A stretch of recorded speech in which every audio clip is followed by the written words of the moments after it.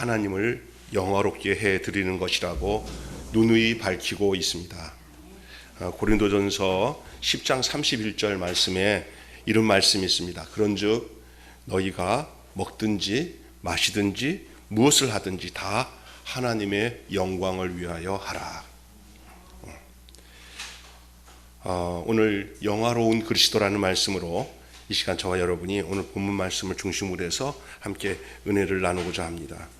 성령께서 여러분 마음과 귀에 함께 하셔서 친히 말씀하시고 우리가 하나님의 말씀을 참된 양식으로 먹는 귀한 영적 배부름과 만족함이 있는 귀한 말씀이 되기를 축원합니다.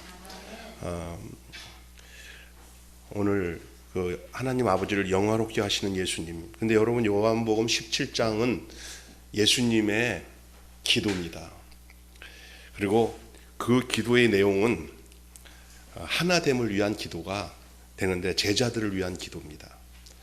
요한복음 17장은 자세히 살피면 예수님이 마지막으로 믿는 우리들 그리스도의 그 생명과 연합되어서 살아가는 모든 그리스도인들이 어떻게 하나님과 또 예수님과 관계를 갖고 살아가는지에 대한 내용이 그 기도 속에 담겨져 있습니다. 그리고 예수님 자신도 기도 속에 자기와 하나님과의 관계 속에서 말하고 있는 내용이 영화로움입니다. 오늘 기도의 내용은 오늘 본문 내용의 4절에 보면은 예수님께서 이렇게 말씀하셨습니다. 아버지께서 내게 하라고 주신 일을 내가 이루어 아버지께서 예수님께 하라고 주신 일을 내가 이루어 아버지를 이 세상에서 영화롭게 했다는 거예요. 예수님이 지금 하나님 앞에 보고하듯이 얘기하는 거예요. 아버지께서 저희가 내게 이 땅에서 하라고 하신 일들을 내가 이루어서 이렇게 이 세상에서 아버지를 영화롭게 했습니다. 예수님은 내게 하라고 하신 일을 내가 이루어서 아버지를 영화롭게 해드렸다고 말씀하고 있는데요. 조금 있으면 말씀드리겠지만 그게 어떤 일인지를 말씀드리겠습니다. 여러분 우리가 흔히 성경을 보면은 예수님의 사역을 병을 고치고 기적을 행하고 귀신을 쫓아내고 또 소외된 자들을 돌보고 이런 일들 예수님이 하신 일들 다 예수님이 이 땅에서 그가 육신의 몸을 입고 계시는 동안에 그런 삶을 살았어요. 그것을 예수님의 행적이라고 그래요. 근데 예수님의 그 행적들을 통해서 예수님 이런 일을 하셨으니까 우리도 이렇게 예수님 본받아서 살아야지 하는 부분에 포커스를 두고 성경 공부도 하고 말씀도 들어요. 그런데 하나님과 예수님과의 아주 긴밀한 가장 중요한 일들이 있었어요. 그것이 최고의 정점이고 핵심이에요. 그 나머지 사역들은 다 귀한 사역이지만 그것을 가는 과정 속에서 이루어진 일들이에요. 그러니까 진짜를 알아야 돼. 진짜 뭘 예수님이 이 땅에 하나님께서 예수님이 이 땅에 아버지 뜻을 가지고 온 그 일이 뭔지를 알아야 돼요. 그게 뭐냐면요. 그를 영화롭게 하는 것이 찬송 중에서 바로 십자가예요. 육신의 몸을 가지고 이 땅에 오셔서 우리의 육신의 죄를 자기 몸에 다 정해가지고 자기 몸을 다 뒤집어 써서 우리 죄를 다 해결하신 것이 아버지가 원하셨던 예수님께 원하시는 뜻이었어요. 예수님이 육신을 가지고 계시기 때문에 예수님도 굉장히 참 사람이기 때문에 그 육신의 십자가에서 죽으시면 얼마나 공포스럽겠어요. 그래도 3번 너무 힘들어서 그렇게 고백을 하는 내용이 나와요. 그러나 결국은 아버지 뜻을 그대로 순종하고 이루기 시작하고 십자가에서 죽으심으로 우리를 향하신 하나님의 그 거룩하신 뜻을 이루어 드렸어요. 그것이 하나님을 영화롭게 하는 일이었어요. 하나님은 우리 인간을 포기하지 않으세요. 인간이 도리어 막 떠나가도 하나님은 인간을 창조할 때부터 하나님은 인간을 버릴 생각이 없으셨어요. 근데 인간이 타락하고 하나님 집을 떠나도 끝까지 지벽에 찾아가서 그 인간을 돌이켜서 자기 곁에 두고자 했던 것이 우리예요. 그런데 첫 번째 아담이 이 땅에서 낙원을 잃어버리고 이제 그 지은 죄로 하나님과 결별이 돼서 죽음 가운데 살았어요. 죽음. 하나님과 떠나가는 게 죽음이에요. 목숨이 죽는 것도 죽음이지만 하나님 떠나면 죽음입니다. 예? 하나님 떠나서 사는 게 아담 이후에 우리들의 모습이었는데, 하나님이 그 인간의 본연의 그 자세, 아담이 범죄하기 이전의 상태로 돌리키기 위해서 하나님이 친히 육신의 몸을 입고 성육신 하셔서 둘째 아담으로 오셨다고 로마서에서는 얘기해요. 둘째 아담으로 오셔가지고 아담의 불순종으로 이 땅에 죄가 들어왔는데, 예수 그리스도 육신으로 몸을 입고 오신 예수님, 예수 그리스도가 육체로 오심을 부인하는 영마다 적그리스도 영이에요. 예수님 육신으로 오셨어요. 그래서 여러분 포커스가 형상으로 계신 예수님의 신성이 우리 신앙의 목적이 되어버리면 우리가 예수님을 숭배하는 분으로 우리가 예수님을 섬기게 돼요. 그러면 이상하게 가요. 종교인이 되어버려요. 그런데 육신으로 오신 예수님을, 십자가에 죽으신 예수님과 우리가 주님이 십자가에서 죽으심을 우리가 믿고 우리가 그 안에서 십자가에서 예수 그리스도와 연합이 되어서 하나로 공유가 돼야 돼요. 함께 살아야 돼요. 예수 생명, 내 생명, 뼈 중에 뼈요 살 중에 살이 바로 예수와 나와의 관계가 돼야 돼요. 여러분 여자분들은 예수님의 바로 신부니까 좋죠. 저는 남자면서도 예수님의 신부예요. 그래서 조금 헷갈릴 때가 많아요. 여자들이 더 좋아요. 예수님이 여러분 신랑인 줄 믿습니다. 같이 사는 거예요. 연합이 되는 거예요. 생명 누림이에요. 그 연합이, 그것을 이루기 위해서 예수님이 이 땅에서 꼭 십자가를 지셔야 되는데, 그 육체가 십자가에 못 박혀 죽으셔야 되는 거예요. 그 죽으신 육체 속에 우리의 죄가 함께 연합돼서 죽고, 그가 다시 성결의 영으로 다시 부활하셔서 온전한 그리스도로 부활하셔서 영광을 받으심으로 다시 본연의 영광을 버린 자리에서 영광을 회복한 자리로 올리시게 됐어요. 제가 지난주 금요일 날 얘기했지만 마귀가 이럴 줄 몰랐던 거야. 내가 이럴 줄 몰랐다. 마귀가 예수 죽을 때는 천지가 다 마귀 세상이 되는 줄 알고 환호를 저지르는데 3일 만에 역전이 됐습니다. 그게 자기를 묻고 예수께 붙어있는 사람들마다 다 생명을 얻게 하는 길이라는 것은 아버지와 아들밖에 몰랐어요.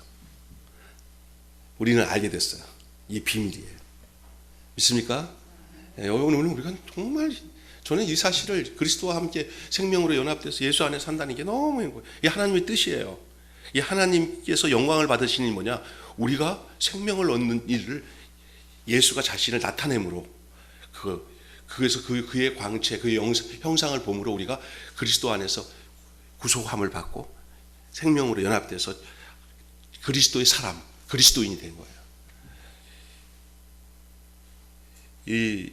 예수님이 이런 말씀하셨어요. 충성되고 참된 증인의 사명을 예수님이 이루시는데, 이게 라오디아 교회에게 나타나신 모습 속에서 예수님이 이렇게 말씀하셨죠. 충성되고 참된 증인이다. 이에 대해서 예수님은 이처럼 아버지께 기도합니다. 오늘 뭐라고 기도하냐면, 세상 중에서 내게 주신, 한번 따라서 합시다. 세상 중에서 내게 주신 사람들에게.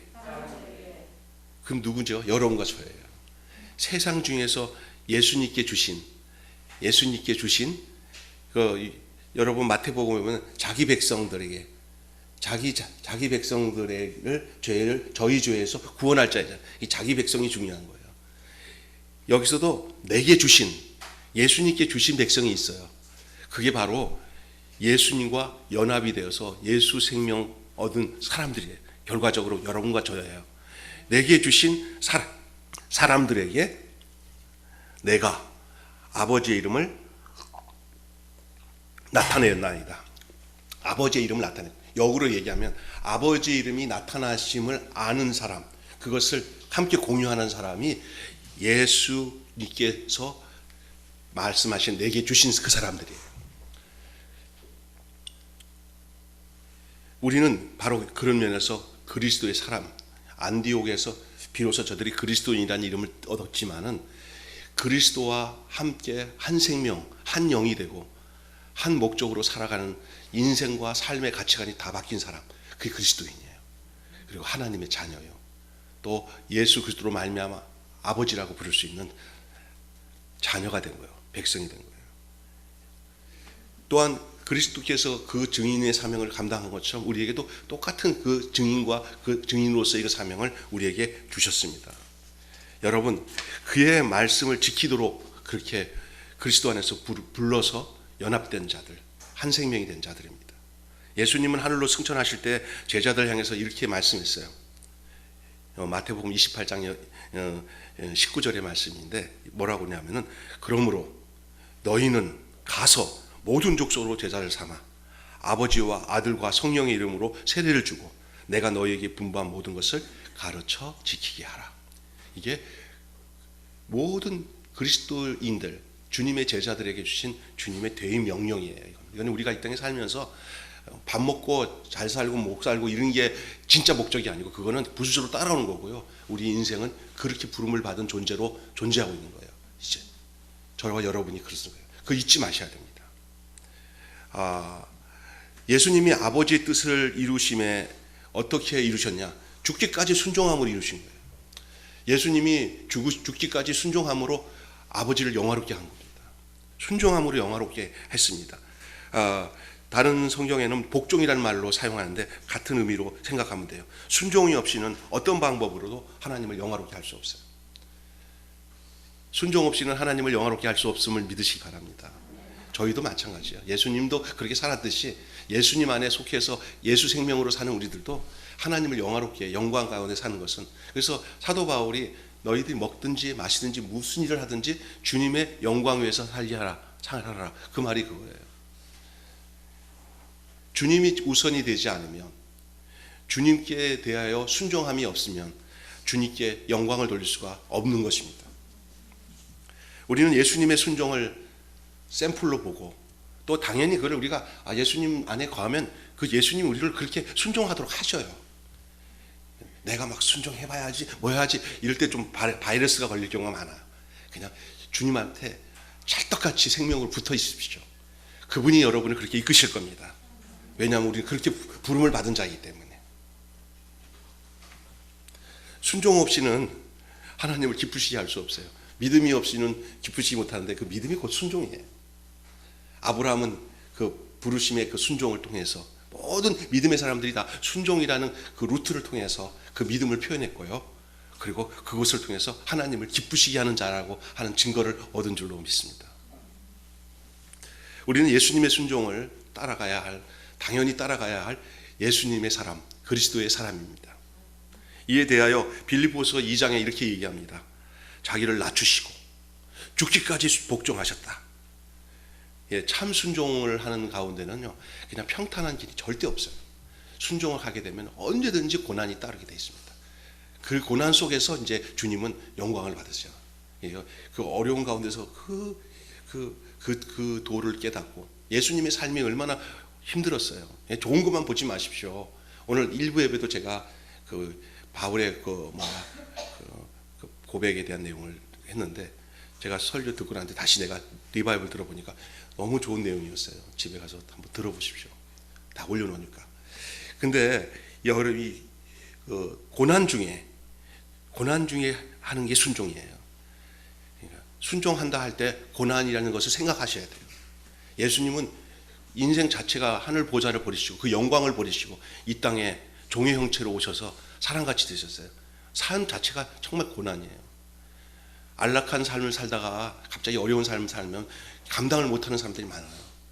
코로나 이전에 안락한 삶에서 이제 코로나 이후에 참 힘든 삶을 살아가니까 너무 어렵고, 더 심각하게 어려움 당한 사람, 자영업자들이나 수입이 끊어져서 진짜 앞이 캄캄한 사람들은 지금 어떻게 보면 막 세상적으로 미칠 것 같아요. 그분들한테 해결해 줄 것은 육신적으로는 직장을 주고 돈을 좀 더 주고 하는 것은 일시적으로는 될 수 있어도 근본적으로 해결이 안 되는 시대 속에 살아가요. 우리가 이때 진짜 필요한 것이 뭐냐? 그리스도를 위하여 사는 삶의 내용을 이때 표현해야 돼요. 이때. 저 울산에 사는 황현현 장로님이라는 분이 있어요.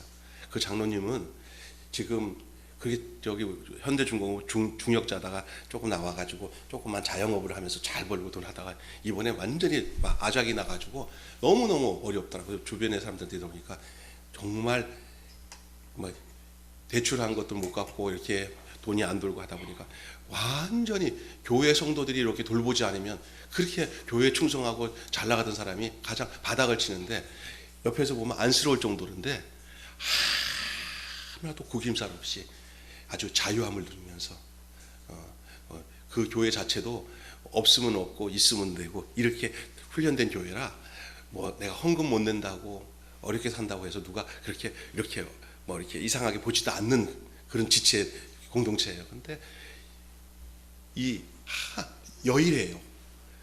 요즘에 그렇게 어렵게 살던 것, 하늘과 땅 차이의 환경이 변했는데도 하나님은 그에게 있어야 하나님과 그리스도인의 삶은 그냥 동일해요. 여일해요. 그냥 옆에서 더 놀래죠. 장로님 어떠세요? 괜찮아? 전혀 이게 억지로 웃어서 웃는 모습이 아니고, 예? 그것을 초월하는 그게 힘이 자기도 모르겠대요. 그렇게 마음이 편하고 좋은지 모르겠대요. 그리고 오늘 또 이렇게 잘 하루 해결하고 살았어. 그거 어디서 나오는 힘인지 아세요? 환경에 치우치지 않고 그리스도에게 치우치는 삶. 아멘. 여러분, 그게 그리스도예요. 그게 그리스도인이에요.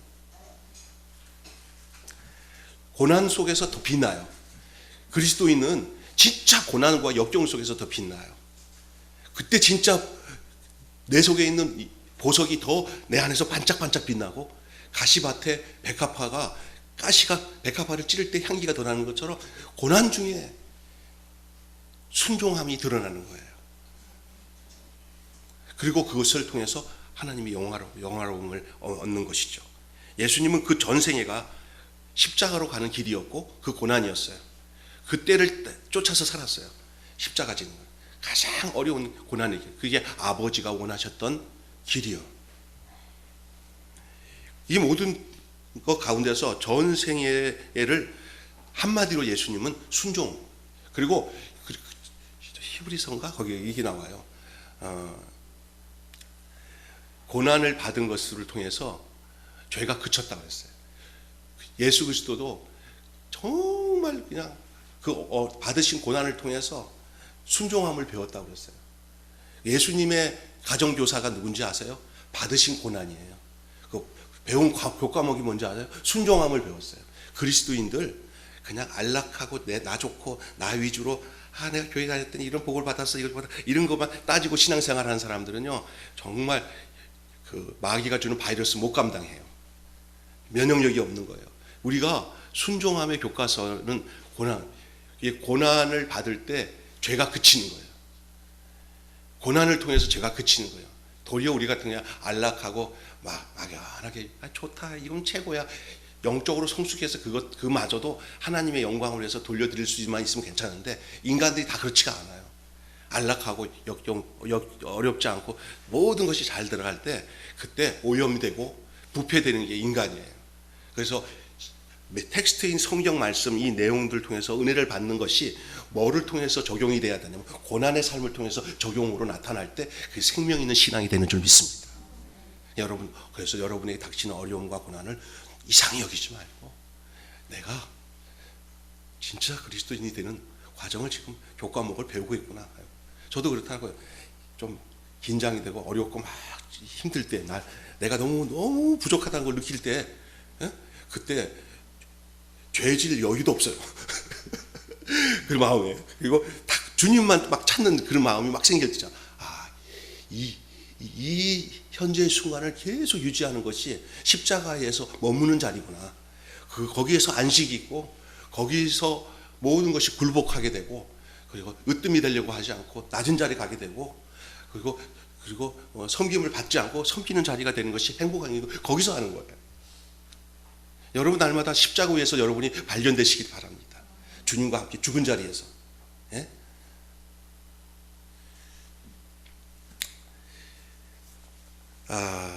그렇기 때문에 우리는 모두가 주님을 위한 고난의 대열에서 빠져나오는 생활을 하지 말아야 됩니다.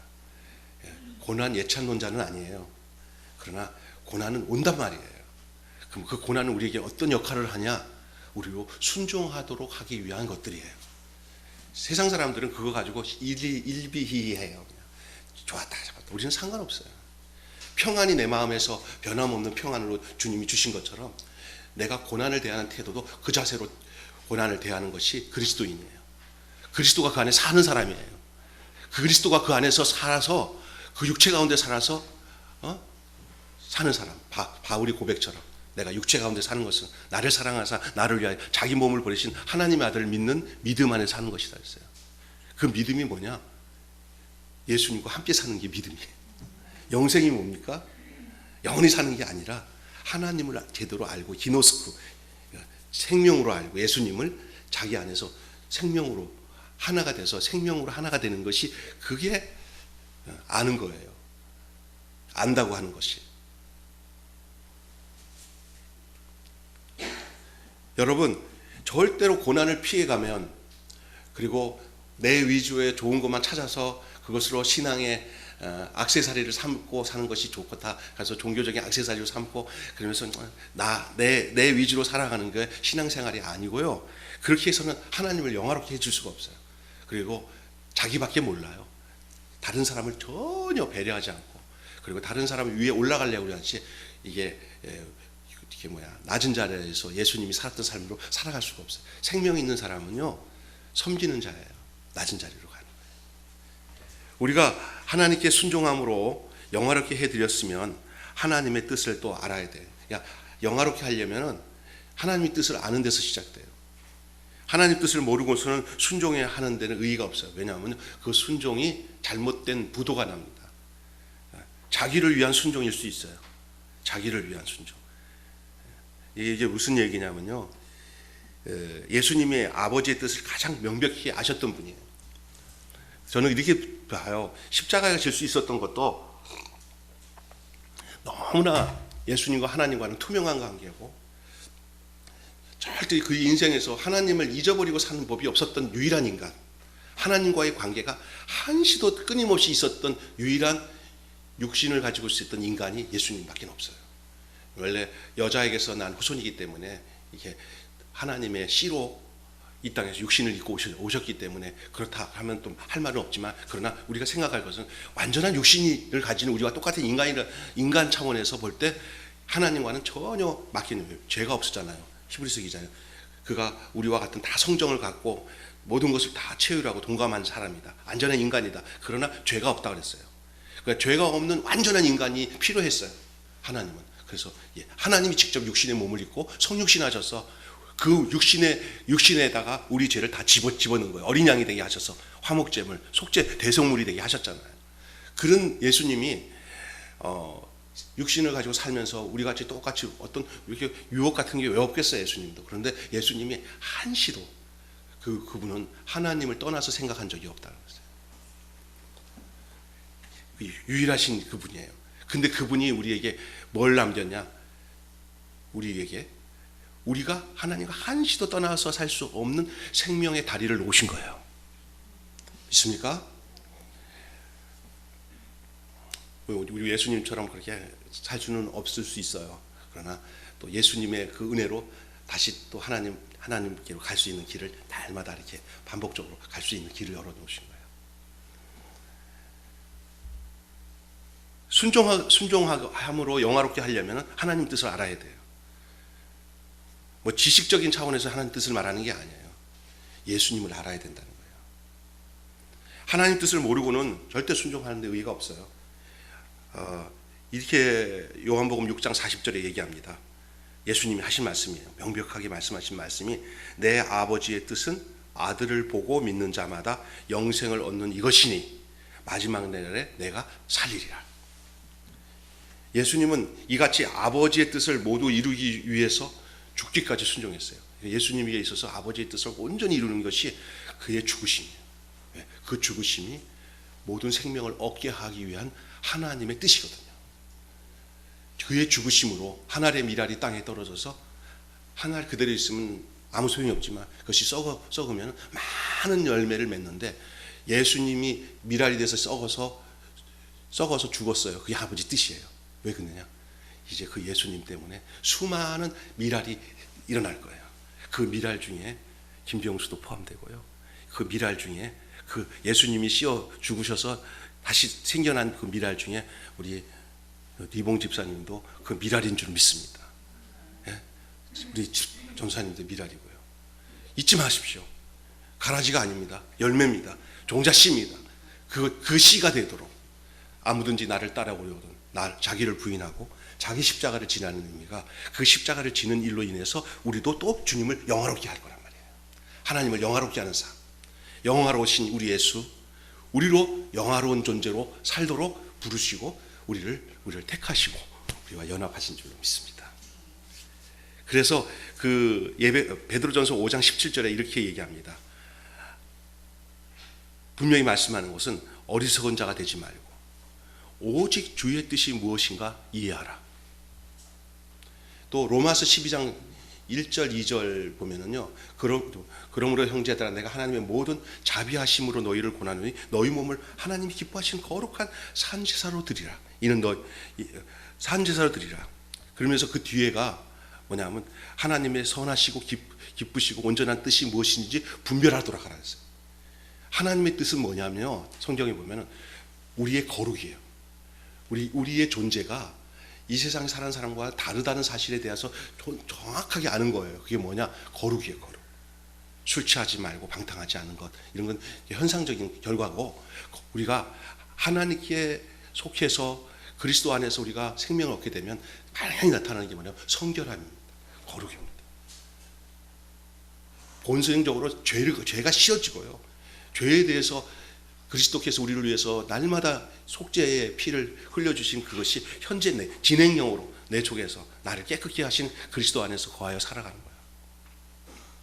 그 뜻을 무엇인지를 늘 구해요. 우리는 뭐 이쪽에서 집 사는 게 하나님의 뜻인가? 저쪽에서 집 사는 게 하나님 뜻인가? 우리는 이 직장 가는 게 하나님 뜻인가? 저 남자 만나서 시집 가야 되는가? 아닌가? 이런 게 하나님 뜻으로 생각하는데 그것도 하나님 뜻 따라 찾아서 가기는 가야 되지만 거기에 단서가 생명이 있느냐, 거룩이 있느냐, 하나님이 정말 기뻐하시느냐, 내가 살려고 그것을 선택하느냐, 내가 희생하고 죽으려고 그걸 선택하느냐에 따라서 그것이 하나님의 뜻이냐 아니냐가 결론이 돼요. 얄팍한 인간적인 생각 가지고 그것은 내 생각하고 계산적으로 계산하는 것들은 거의 하나님 뜻 아니더라고요. 그냥 바보처럼 묵직하게 그 자리에서 죽는 것이 하나님 뜻이더라고요. 어떤 사람들은 자기의 판단과 자기 뜻을 이루면서도 그것이 하나님의 뜻인 줄 아는 사람들이 있어요. 분명히 하나님의 뜻 아니야. 자기 판단과 자기 결정을 딱 해놓고는 그대로 해결해 달라고. 그리고 그 목적으로. 그리고 좀 멋있잖아요. 모양이 나잖아요. 하나님, 이 정도면 하나님이 역사해 주셔야 되지 않습니까? 당신의 뜻인 줄 믿습니다. 사실 내 뜻이지만 당신 뜻인 줄 믿습니다. 당신 뜻이라고 좀 해주세요. 나는 그렇게 가고 싶습니다. 큰 문제 없잖아요. 그렇게 가요. 이게 점점 발전되면 완전히 자기 뜻을 하나님 뜻으로 완전히 희석시켜가지고는 자기 뜻인 줄 알고 살아가면서 이 세상에서 모든 교리나 도구마 가지고 자기 뜻을 쫓아 주님과 상관없는 일을 주님의 이름으로 행할 수가 있어요. 주님과 상관없는 일을 주님의 이름으로 하고는 그 결과를 보면 알아요. 결과를 보면 얼마나 세상적인지, 얼마나 이 세상의 부유함을 쫓는지, 얼마나 자기중심적인지, 얼마나 높은 것을 좋아하는지, 얼마나 더러운지, 음흉한지 몰라요. 그러면서도 거룩을 포장하면서 주의 일을 했다고 그래요. 이것을 예수님이 직접적으로 말씀하셨어요. 이런 일이 있을 거라고. 마태복음 7장 22절 23절에 보면은 이렇게 얘기합니다. 많은 하나님의 일꾼들이 주님의 이름으로 선지자 노릇도 했고 주의 이름으로 귀신을 쫓아내기도 했고 주의 이름으로 권능을 행했지만 그같이 그들이 주의 일이 주님에게 인정을 받아 칭찬받기는 고사하고 이렇게 말씀합니다. 7장 22절 23절에 내가 저희에게 밝히 말하되 내가 너희를 도무지 알지 못하노니 이 불법을 행한 자들아 내게서 떠나가라. 지들은 얘기하기를 주의 이름으로 했다는 거예요. 주의 이름으로. 근데 예수님이 하시는 말씀은 뭐라고 하냐면은 뭐라고 그래요? 난 도무지 너희를 알지 못한다. 이 불법을 행한 자들. 그럼 저들이 말하고 있는 주의 이름 뭐고 주의 이름으로 선지자하는 건 뭐예요? 아버지 뜻이 아니었던 거예요. 오늘 아버지의 뜻이 아닌데도 기복적인 또 이걸 뭐라고 그러나 번영적인 이 세상에서 번지르하게 놓고 그것을 신앙의 모티브로 동기로 유혹을 해서 신앙생활을 하도록 이렇게 유린당하고 있어요. 예수 그리스도 통해서 보여진 하나님의 뜻을 잘 발견하시기를 주님을 축원합니다. 예수 그리스도를 통해서 성경을 어떻게 읽는지 모르겠어요. 성경 딱 읽으면 보이잖아요. 성경 보면 다 보이더라고요. 요즘에 이게 이런 현상이구나. 그대로 비춰지잖아요. 성경 한번 제대로 보세요. 한번. 그러면서 예수 그리스도를 통해서 보셔야 돼요. 예수님께서 아버지께 행하셨던 것들이나 그 마음들을 내 안에서 함께 연합된 상태에서 보셔야 돼요. 내게서부터 출발된 성경 보면 이런 유혹에 빠져서 헷갈리고 잘못된 내용을 듣고도 아멘, 할렐루야 하고 거기 마취돼 버려요. 그러나 직접 그리스도로 인하여서 비춰진 하나님의 말씀이 들어와야 돼요. 그래야 하나님의 뜻을 분명히 알고 하나님 앞에 영화로운 자로서 하나님을 영화롭게 하는 자로서 살 수 있게 되는 줄로 믿습니다. 아멘. 하나님을 영화롭게 해드릴 순종은 자신에게 맡겨진 사명을 알아야 되는 거예요. 주님은 그의 몸된 교회를 위해서 각기 지체로서 사명을 주셨다고 고린도전서 12장 13절부터 31절 보면 그 직분과 지체에 대한 얘기를 해요. 그래서 자기에게 주신 분량을 넘는 사명을 이루려고 하면 시행착오가 와요. 그러니까 남이 뭐 이렇게 잘하잖아요. 나도 그렇게 해서 인간적으로 막 경쟁하듯이 하지 마시고요. 주님이 저 사람을 통해서 아름답게 일하시는구나. 하나님 저는 어떻게 일하면 되는지 다 분량되고. 여러분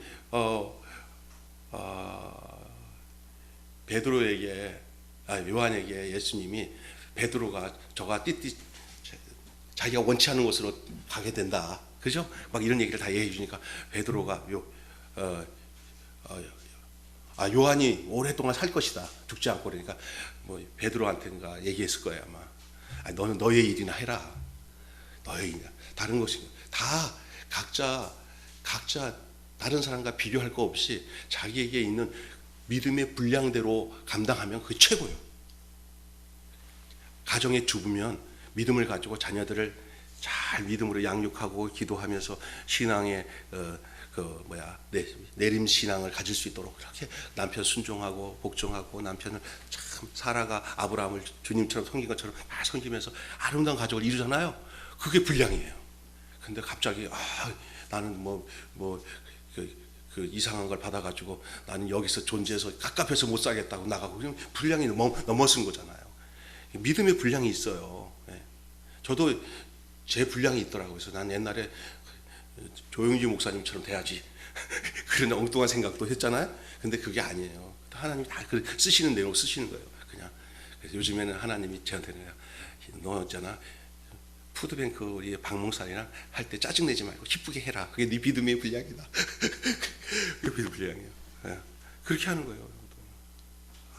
잘 하지는 못하지만 집사람 설거지라도 좀 더 내가 해서 도와주면서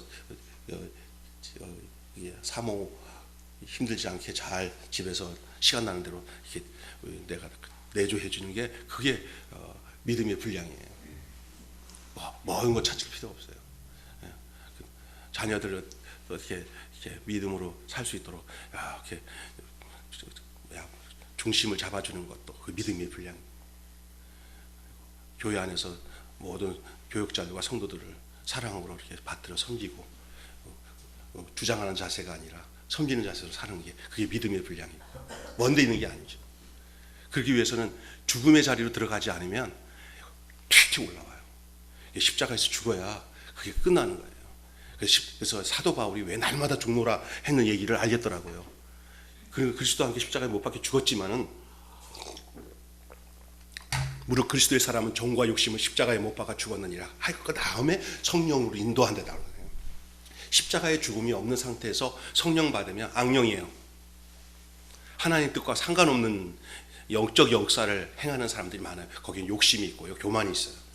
그런데 십자가에서 정과 욕심을 죽은 사람이 그리스도의 사람이에요.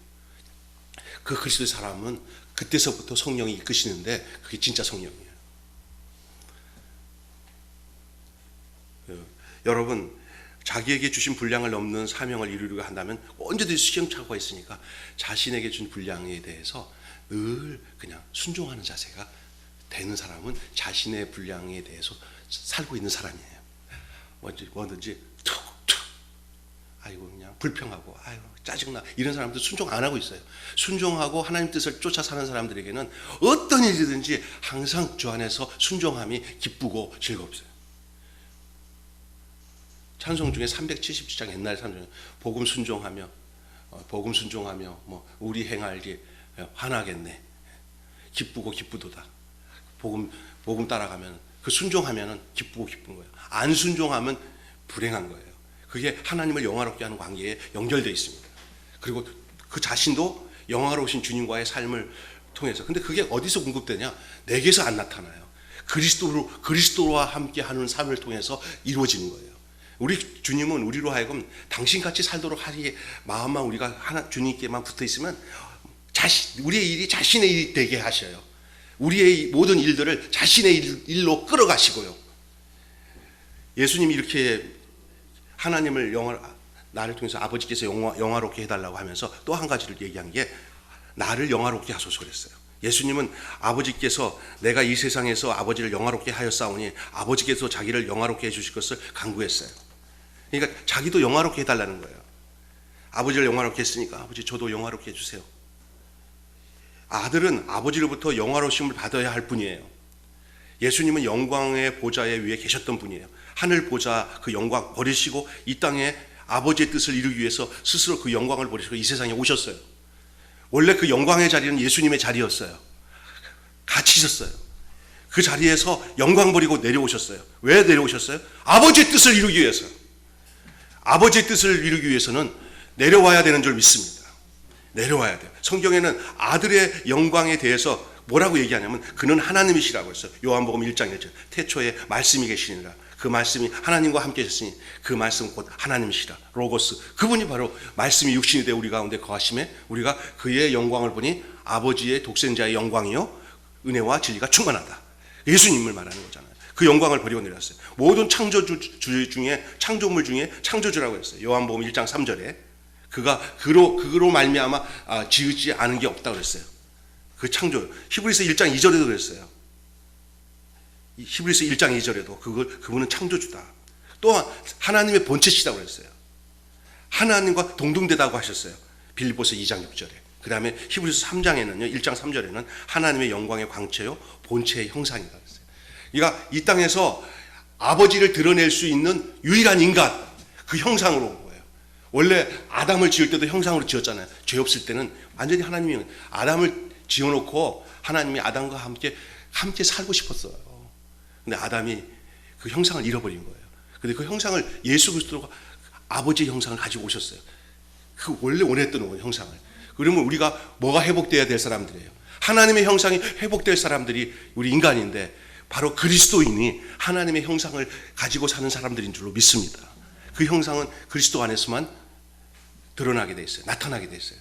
그러니까 이 땅에서 아버지가 하나님이 영화롭게 된 것은 자신을 통해서 하나님의 형상이 표현될 수 있는 존재가 예수님이었어요.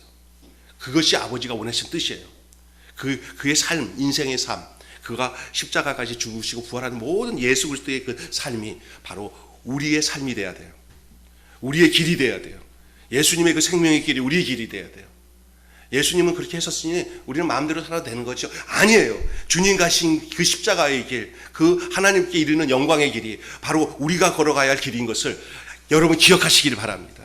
그러기 위해서 그것을 뭐 특별한 길이 아니에요. 집에서, 삶에서 여러분이 굴복하는 자리에, 지는 자리에, 죽음의 자리에 놓여서 생각을 하세요. 언제든지 결혼하기 전에 자매들이랑 하는 얘기를 내가 얼핏 다방에 있다가 들었어요. 그 신혼부부 친구들이더라고요. 먼저 결혼한 애가 이러더라고요. 야야, 너 결혼할 때 처음부터 길을 확 잡아야 돼. 그 길을 확 잡아야 되는데 보니까 내가 아는 청년이에요. 걔네들이 교회 청년인데 내가 전도사인지 온지도 모르고 모자 쓰고 이렇게 있으니까. 근데 그런 얘기를 하더라고요. 나중에 제가 걔네들 알잖아요. 걔네들 중에 길을 확 잡아야 된다 그러니까 맞아 그랬던 애들 다 이혼했어요. 망하는 거예요. 길을 잡는 게 아니라 순종의 자리로 들어가야 다 서로 순종하는 사람이 되고요. 거기서 사는 길이 열리는 줄 믿습니다. 아멘. 여러분 진짜 중요한 거예요. 그리스도인은 역으로 사는 거예요. 거꾸로 사는 거예요. 이 세상에는 힘 있는 자가 군마 타고 말 타고 힘 있는 자가 승리하는 것 같죠? 그리스도의 길은 그렇지 않아요. 노새 타고 나귀 타고 들어가는 길이 그리스도의 길이에요. 세상에서 버림받은 것처럼 보이는 사람이 그리스도인의 길이에요. 여러분, 이게 예수님의 모습 속에서 하나님께서 이루실 본체의 영광이에요. 보여주신 거예요. 높이는 것은 하나님이 하시는 거예요. 우리는 그 생각도 말아야 돼요. 영광 받을 것도 하나님이 하셔요. 그래서 예수님 그거를 하나님께 구하는 거예요. 자기가 여기까지 구하고 그러면서 바로 우리들까지 연결하는 거예요. 아들의 영화는 곧 아버지의 영화임을 밝힙니다. 그러면서 요한복음 17장 1절에 이렇게 해요. 때가 이르렀사오니 아들을 영화롭게 하사 아들로 아버지를 영화롭게 하소서. 우리가 영화로운 존재가 되면 예수 그리스도가 영화로운 존재가 되신 것처럼 우리가 주님의 뜻을 쫓아서 살면서 주님을 영화롭게 하면은 주님을 영화롭게 하는 즉시 우리가 영화롭게 된 존재가 되는 줄 믿습니다. 믿습니까? 결론적으로 마치겠습니다. 우리는 어떻게 되냐? 결론적입니다. 예수 그리스도와 하나가 돼야 돼요. 연합이 돼요. 생명이 연결돼 있어야 돼요. 예수 그리스도 안에서 생명이 하나가 돼야 돼요. 지식의 노선으로 가는 거 아니에요.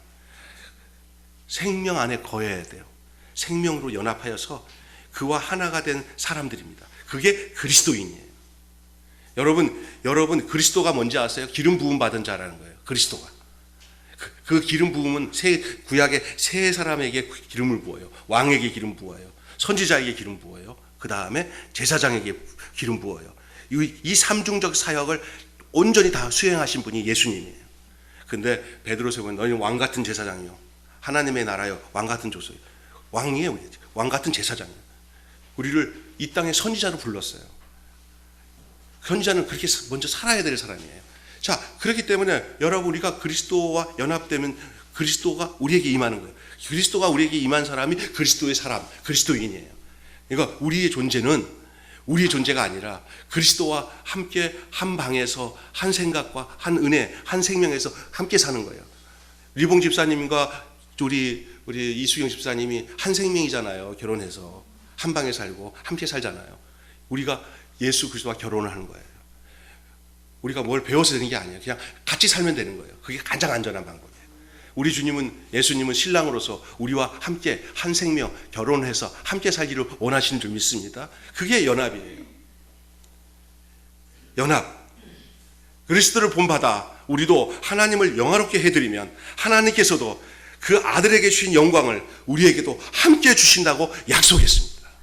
여러분 그 글로리, 그 영광 가운데 여러분의 삶이 지금 살아가고 있다는 사실을 잊지 마십시오. 그리고 목사님 그 얘기 들어보니까 나만 먼 얘기 같아요.